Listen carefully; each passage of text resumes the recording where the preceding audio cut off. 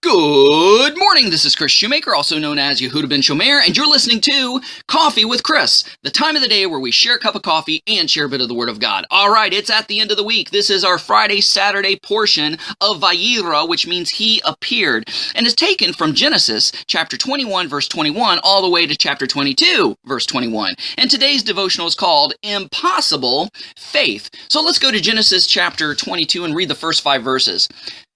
Now, it was after these things that God tested Abraham. Testing.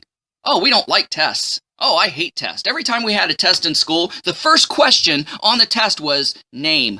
Oh no, I didn't study, right? Now, it was after these things that God tested Abraham. He said to him, Abraham, hineni, which means, here I am, he said. Then he said, take your son, your only son whom you love, Isaac, and go to the land of Moriah and offer him there as a burnt offering, which means he was not only just going to kill him, he was going to burn him to a crispy ash cinder heap. A burnt offering on one of the mountains which I will tell you. So Abraham got up in the morning, saddled his donkey, and took 2 of his young men with him, and Isaac his son. He split the wood for the burnt offering, and he got up and went to the place about which God had told him. On the 3rd day, Abraham lifted up his eyes and saw the place from a distance. And Abraham said to his young men, sit yourselves down here with the donkey. As for me and the young lad, we'll go over there, worship, and return to you. Impossible belief. What's so impossible about that? Well, it seems like an impossibility that Abraham would even agree to such a crazy proposition.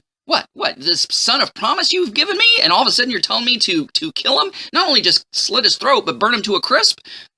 Abraham had faith. Abraham had unbelievable faith. Because what does it say here? Was Abraham just lying to his servants, or did he have belief? It says, Abraham said to his young men, sit here yourselves down here with the donkey. As for me and the young man, we will go over there, worship, and return to you. Not only will I go and worship and return, we, both of us, Isaac and I, will return to you. He believed that no matter what happened, that Isaac was going to be okay. He must have believed that if he was going to kill Isaac, slit his throat, burn him to a crisp, that God was going to raise him from that ash heap. Ecclesiastes 1:15 says, what is crooked cannot be made straight. What is missing cannot be counted. That talks about impossibilities. Have you ever tried to straighten out one of those iron hangers? You can't do it. You can't make a perfect straight, thing out of a hanger. You unravel it, it's still going to be crooked and bent. Whatever is missing can't be counted. You burn a piece of paper up. Can you count that piece of paper? No, it's gone. So Abraham here was believing the impossible. And I'm going to prove it to you.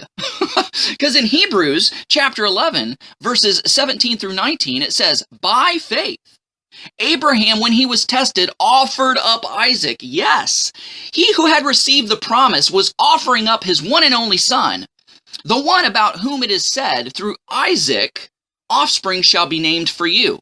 He reasoned that God was able to raise him even up from the dead. And in a sense, he did receive him back from there.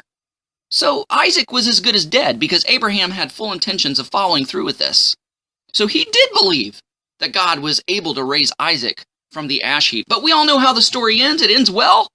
There's a ram caught in the thicket by its horns that was substituted for Isaac and sacrificed in his stead because God said, yep, you passed the test. You passed it with flying colors. Congratulations. Here's your son.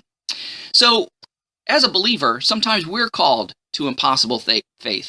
We don't know how bills are going to be paid. We don't know how, we're going to make it through this illness or sickness or tragedy in our family or in our lives. But we've got to have that impossible faith because God is the God of impossibilities. Guys, thanks so much for listening. Go out there and have a great day. Shalom and God bless.